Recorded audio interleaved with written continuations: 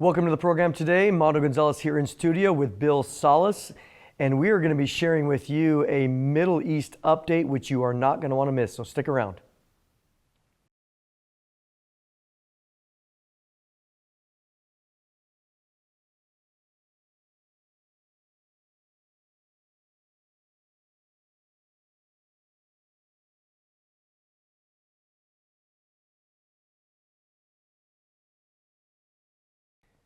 Well, welcome back, and here we go. Before I get to Bill Salus, I want to remind everybody a couple of awesome items. One of them is our June 27th through 30th conference in Colorado Springs. Again, we're going to have 20 speakers going through all of the latest things. As you know, when we have come together with some of these conferences, people are extremely excited because all of their favorite Bible teachers are all in one hallway. So it's a tremendous time.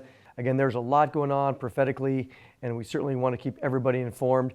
Also invite you, we are going and having an Alaska cruise, August 5th through the 12th. If you've ever wanted to go Alaska, it's a great time to be there. We're going to be not only enjoying the beauty of what God has created, but also we have 6 different speakers who are going to be teaching prophecy all during that week. Great AlaskaProphecyCruise.com, or simply go to prophecywatchers.com. We have people already signed up. It's going amazing, the people and the response for it. So we certainly invite you to join us. But right now, again, as you look around in the Middle East, we know, especially since October 7th, when Hamas came and attacked Israel, not only did that start a snowball rolling, but there is so much going on, and we want to give you an update on that from our guest today. Bill, welcome. Mondo, it's great to be back on the program. And you know, you have written, which I'm so glad you did, you have written a very, an excellent article for our magazine, which came out recently. And one of the things that you said in the article, Bill, is that what you saw in 2023 is that the genie has been let out of the bottle. The toothpaste has come out, we're not putting it back in, however you want to phrase it.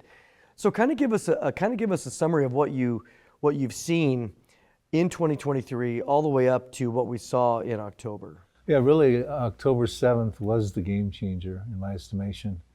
Israel had been, kind of going back and forth with Hamas and a little bit with Syria. Of course, they've continued to war with Syria. But at this point in time, they've got to be all in, and they are all in. They've gone into the Gaza intensely. As we sit here and speak, they're even moving down into the Rafah and that sort of thing like that, crossing. So basically, Israel's all in at this point, with their eye on the north, also with Lebanon. Hezbollah's got 150,000 missiles that they've strengthened and fortified in 2023. Syria has chemical weapons. Iran was working in 2023, getting some of those chemical weapons into Hezbollah's hands. Everything is extremely dangerous at this point in time. As we film this program, we've got tens of thousands of Israelis who are evacuated from the north, living in hotels for well over 4 months now. Everything is in play. Something's got to happen to get Israel to be able to get secure again, deal with the problems around them, not to mention the fact that Iran may as well, more than likely, has some nuclear weapons already in their arsenal at this point. I mean, if you're watching this, you might think, well, why again are we always talking about Israel? And hasn't Israel had a lot of wars? And certainly, Bill, they have. But we're coming to a point now where here we are in 2024, where, as we know, Iran has been the main troublemaker in the Middle East, especially for Israel. But we've talked, and we've done many programs going all the way back to discussing, this agreement, the JCPOA agreement of 2015. And so here we are. But if you just give me a couple items, what is different right now that is different than 2015? I mean, what would be a distinction? You'd say, hey, look, this is why we have come to the point of no return. Yeah, well, in 2015, of course, the JCPOA was put together at the time of the Obama administration.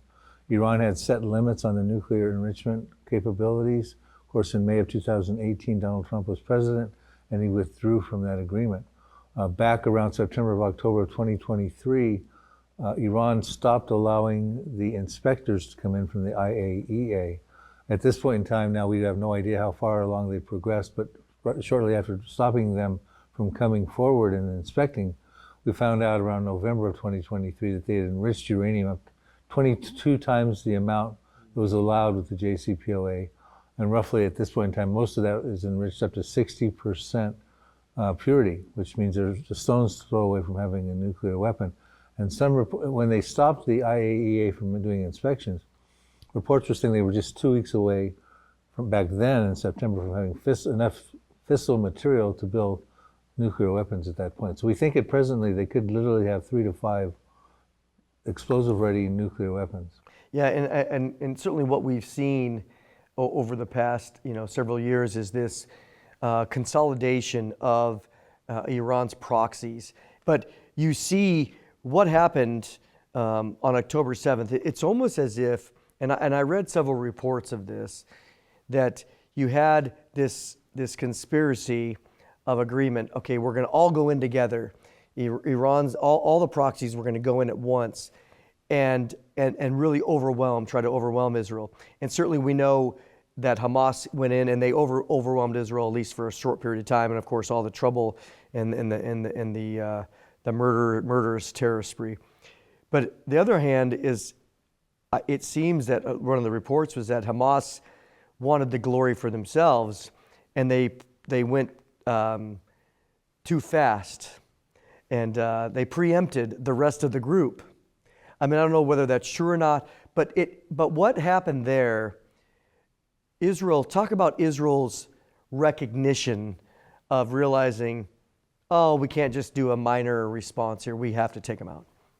I write in the article that I believe Iran is executing through its proxies a multifaceted, multi-layered program against Israel to wipe them off the map, which is their stated intention.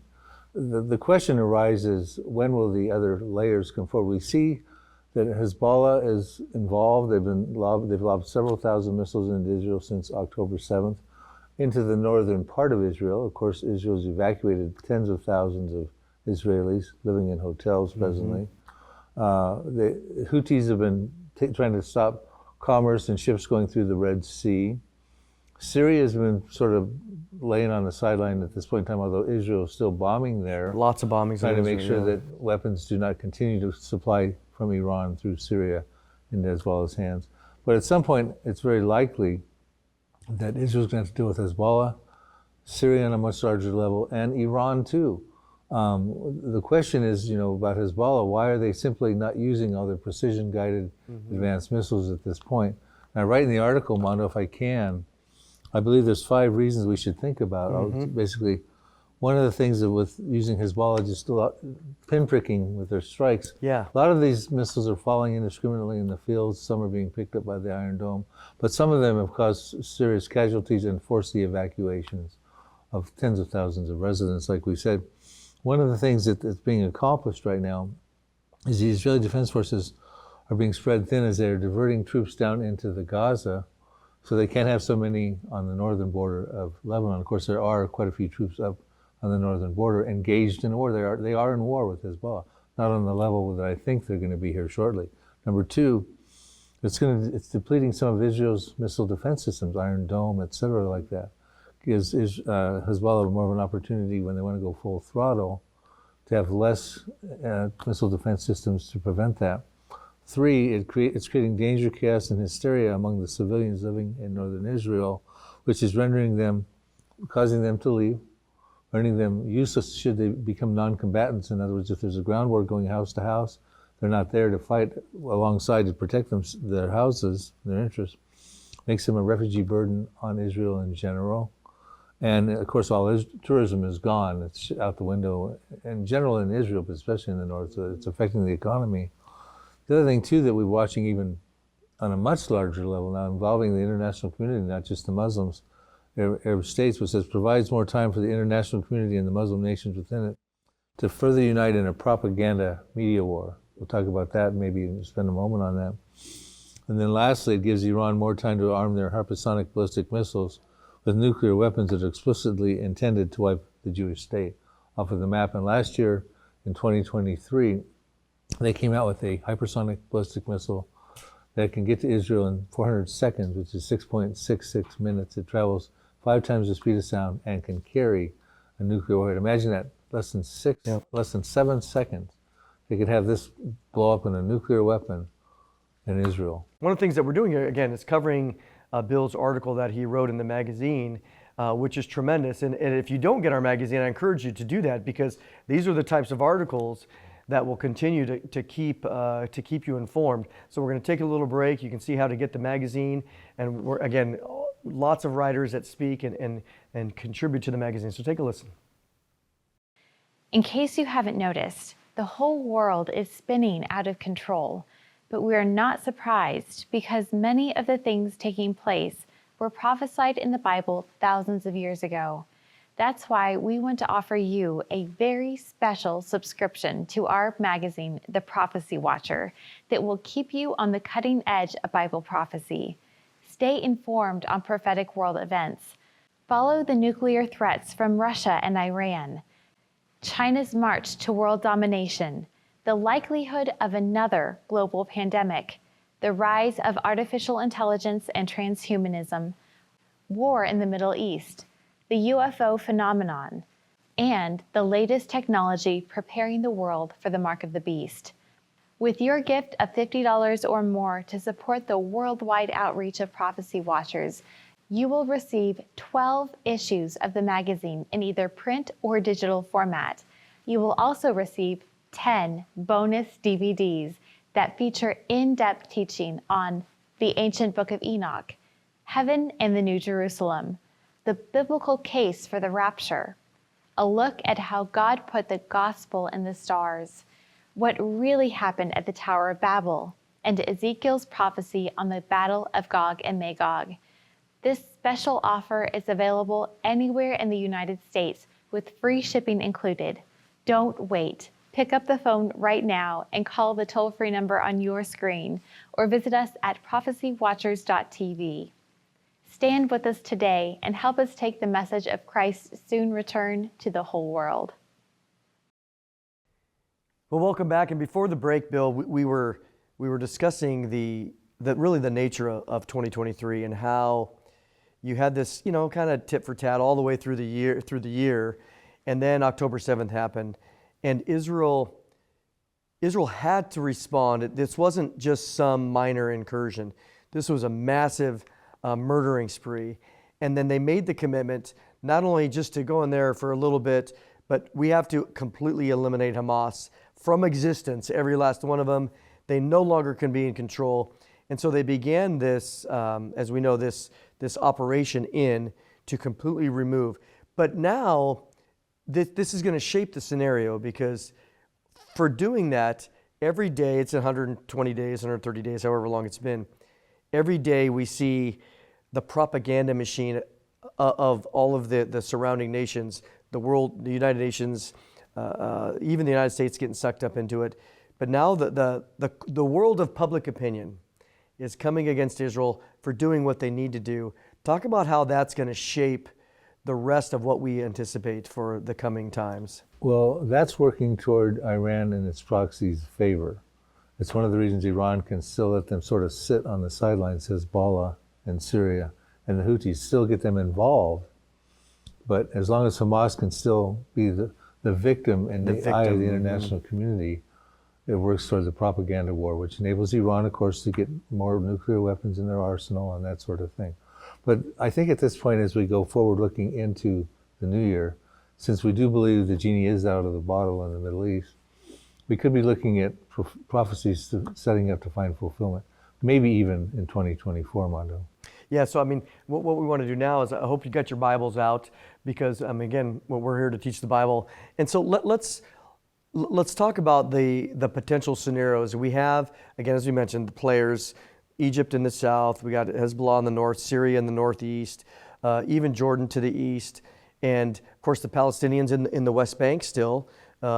We see some trouble happening down as it relates to the Gaza operation, even into Egypt, where Egypt and Jordan have said no Palestinians coming into our area, and they've been very strong about that. So let's start presenting what we see happening, because what do we have? And you can bring it all together for me. We got Psalm 83, we got Zechariah 12, Isaiah 17, Jeremiah 49, and Isaiah 19, a couple other passages. Kind of lay out what you see as a potential scenario here. Yeah, let's take a big look, like an overview. Let's look at Zechariah 12, verse 2. It talks about a time coming where not the world at large, the surrounding peoples, will lay siege on Judah and Jerusalem. And we find out that when that happens, in Zechariah 12, verse 6, it says that in that time he says, I'll make Jerusalem a cup of trembling to all the surrounding peoples. Matter of fact, why don't you read it? Yeah, Zechariah 12:6. In that day I will make the governors of Judah like a fire pan in the woodpile, and like a fiery torch in the sheaves. They shall devour all the surrounding peoples on the right hand and on the left, but Jerusalem shall be inhabited again in its own place. Yeah, so I think at some point in time, we need to be keeping our eye on that prophecy. All the people surrounding Israel, the surrounding nations, are going to want to make a final siege against Judah and Jerusalem. Now that would perhaps include Egypt, Jordan, Syria, Lebanon, etc. Now these people are also involved in Psalm 83, which is another prophecy that could find relationships there. But when you talk about Syria and Iran and Lebanon, you're dealing with proxies of Iran, Hezbollah is in Lebanon, with 150,000 or more missiles pointed at Israel. Syria with chemical weapons. So we have a prophecy in Isaiah 17 that talks about a day would come, Isaiah 17:1, where Damascus will cease from being a city, will become a ruinous heap. It says in Isaiah 17, verse 9, that desolation is caused by the children of Israel, the destruction of the oldest continuously inhabited city in recorded history, Damascus. Isaiah 17, verse 14 says, one night you see him, speaking of Damascus in the masculine pronoun, in the morning he is no more. This is a portion of those who rob us and those who plunder us, alluding to the fact that in self-defense, Israel has to take out the city. So my thing is, well, how come Israel gets to a point in their war where they actually have to use probably a nuclear weapon and take out a city? What causes them to get to that point? And you and I discussed this in the back meeting here before we came on the set. Isaiah 17, 4 through 6 tells us a very important passage. Do you have that close by? Yeah, I can absolutely read that. Because really this is, I think, one of the most powerful passages of Scripture in my mind, which helps shape some of the sequences that we have here. Isaiah 74, in that day shall come to pass that the glory of Jacob will wane, and the fatness of his flesh grow lean. It shall be as when the harvester gathers the grain and reaps the heads with his arm. It shall be as he who gathers heads of grain in the valley of Rephaim. Yet gleaning grapes will be left in it, like the shaking of an olive tree. 2 or 3 olives at the top of the uppermost bough, 4 or 5 in its most fruitful branches, says the Lord God of Israel. So what's interesting to me, it says in that day that Damascus ceases from being a city, the glory of Jacob will fade. That's Israel. Yeah. In other words, they take a hit. The fatness of his flesh grows lean. It talks about, the wheat and the gleaning of the grapes, but there's a shaking of an olive tree with a few olives in the uppermost branch and a few more in the fruitful bough. But an olive tree is a common tree. It's actually the national tree of Israel. Can have up to 500,000 olives on it. This is a severe shaking causing Israel's glory to fade. And so I superimpose a map, olive tree over the map of Israel, and to the north, of course, you have where all these people are evacuated, in Haifa and things like that presently. Tel Aviv would be sort of in the center area. And of course, Iran has said we're going to take out, if we're attacked, we're going to take out Haifa and Tel Aviv. They've actually stated that. It's a stated intention. So in my estimation, Israel finds itself in a prison rules war, if you will, and much bigger than we're dealing with Hamas presently, to the point where they actually have to grab their nuclear weapons off their shelf and take out a city. And that's my concern. And when that happens, the other surrounding peoples we talked about in Zechariah 12 verses 2, they're going to say, well, gee, Israel's hurt. They just took out a major Arab city. Let's just prevent them from taking out another major Arab city, probably nuclear, Beirut in Lebanon, Amman in Jordan, the capital of Jordan, Cairo in Egypt, Mecca in Saudi Arabia perhaps, etc. So I think at that point they realize, hey, look, we can get them now, and we don't want to be the next victim. We don't want our capital city to be the next one to go down. So I think that perhaps Zechariah 12, which I find association because it's the surrounding peoples. There's a confederacy in Psalm 83 talking about those same surrounding peoples. Lebanon, Syria, Saudi Arabia, Egypt, Jordan, the Palestinians, the Hamas, whatever's going to be left of them after this confrontation. I think there could be a correlation there. So now we're talking Psalm 83, Zechariah 12, Isaiah 17. In what order, I'm not exactly sure. You and I have kind of talked about maybe it could be Isaiah 17, then Psalm 83, or it could be Psalm 83, Zechariah 12, leading toward Isaiah 17. But anyway, you look at it, these are game-changing events that will affect the world because end times biblical prophecy is globally impacting.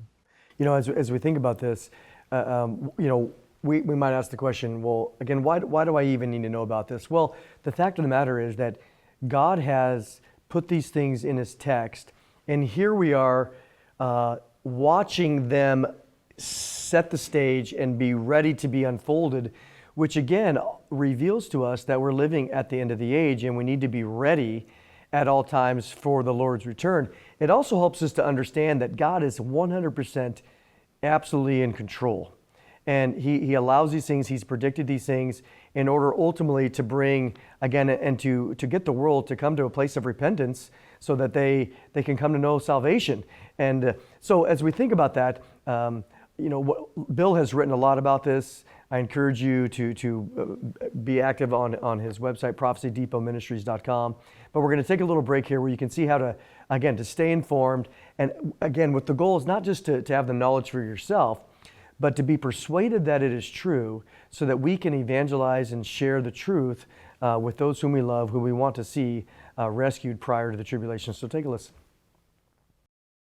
Connecting the dots to the multiple prophecies in the Old Testament that reveal the future is not uncomplicated. But books of the Bible that were written over 2,000 years ago are coming to life today. Prophecies from the Psalms, Zechariah, Jeremiah, Ezekiel, and Revelation share God's plans in detail, but organizing the timing of these end-time events require a lifetime of study and understanding of current events. And Bill Salus is the man to help us visualize the timeline that began in 1948, but seems to have accelerated rapidly on October 7th.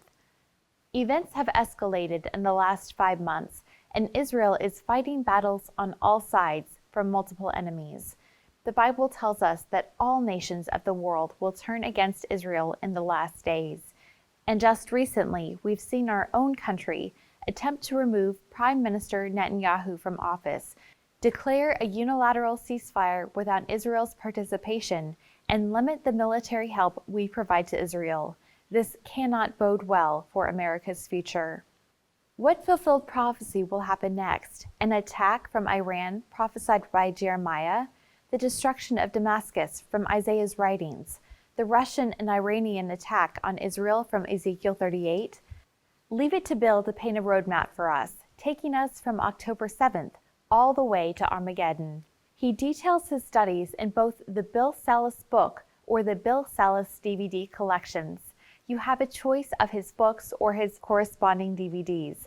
The Now Prophecies, the Next Prophecies, the Last Prophecies, the Final Prophecies, the Millennium Prophecies, and the Future Prophecies. Either one is available for your gift of $75 or more, with shipping included anywhere in the USA. Call the toll-free number you see on your screen or visit us online at prophecywatchers.tv. For our international friends, please note that additional shipping fees will apply and all prices are in US dollars. We have 2 great technology options. Get both the books and the DVDs together on a flash drive that plugs right into your computer for the same $75 with free shipping and a surprise bonus included as well. Just ask for the Bill Salus flash drive package. Also, all of Bill's DVDs are available for streaming via our on-demand site. Simply go to prophecywatchers.com and click on the streaming tab to view these exciting messages from anywhere around the world. Thanks for your support and encouragement as we continue to warn the world of things to come. And don't forget to join us in Colorado Springs for our next prophecy conference, June 27th through 30th of this year. We'll see you here, there, or in the air. Well, welcome back. And again, here we are talking to Bill Salus. And Bill, one of the things that you discussed at the conference, which I think was very helpful, is there's this disagreement among brothers that Zechariah 12 is in reference to Armageddon, and so is Zechariah 14 in reference to Armageddon. And you addressed that at the conference, but kind of help us here to give a summary why Zechariah 12, we're not waiting for Armageddon. We will possibly see this in the near future. Yeah, the reason people connect Zechariah 12 with Zechariah 14, which Zechariah 14 is clearly dealing with the Armageddon campaign, is because in Zechariah 12:3 it talks about the nations of the world are gathered together against Jerusalem. Remember, Jerusalem is going to become a cup of trembling to the surrounding peoples. Mm-hmm. And so the Lord is saying, I'm going to make Jerusalem a cup of trembling. And he's warning in the next verse, don't meddle, even though you're assembling against Jerusalem at this point, it'll become a burdensome stone. We find out that the nation assembling and trying to meddle with the status of Jerusalem at that time, when it's a cup of trembling and the surrounding peoples are laying siege on it, is an unsuccessful siege, because we read in Zechariah 12:6 that the Israeli Defense Forces are going to win the war against the surrounding peoples and devour them on the left hand and the right hand. And that will end the Arab-Israeli conflict. Now go ahead and read Zechariah 14, verses 1 through 2, where they get the idea of that's Armageddon. Behold, the day of the Lord is coming, and your spoil will be divided in your midst, for I will gather all the nations to battle against Jerusalem. The city shall be taken, the houses rifled, and the women ravished. Half of the city shall go into captivity, but the remnant of the people shall not be cut off from the city. So, give us a 30-second summary here on this. Now that's a successful siege. Mm-hmm. They're not having to move a burdensome stone. It's not a cup of trembling. The Lord is gathering them there and bringing them there for the purposes of the Armageddon campaign at that point, at the end, the latter part of the second half of the tribulation. Zechariah 12 is dealing with an unsuccessful siege like we talked about, and it's involving the Israeli Defense Forces. The Armageddon campaign, the Israeli Defense Forces are not involved. It's Jesus Christ, we're told in Revelation 19, Isaiah 63, and elsewhere. He single-handedly takes out the Armageddon campaign, the Antichrist and his armies and that sort of thing. So we see a successful siege in Zechariah chapter 14. But we covered this all in the conference. I invite the viewers to get that live stream so they can watch all. There's lots of objections to why Zechariah 12 is not part of our Armageddon campaign. Bill, appreciate your time. I wish we had more time. But again, you can get the on-demand if you want, prophecywatchers.com. But at the end of the day, here we are. God has given us the details, and that's why we're here sharing this information with you, to see that prophecy is being fulfilled in our very day. We're watching it happen, and we have a blueprint for what's coming. But again, we appreciate your prayers and support for all that we do here at Prophecy Watchers. Thank you for watching, and we will see you next time. The media ministry of Prophecy Watchers exists only through the faithful prayer and financial support of friends like you. It's in times like these we're reminded just how essential this gospel-centered Bible ministry truly is. So, won't you do what you can to keep this teaching on the air? Thank you for your prayers and gifts.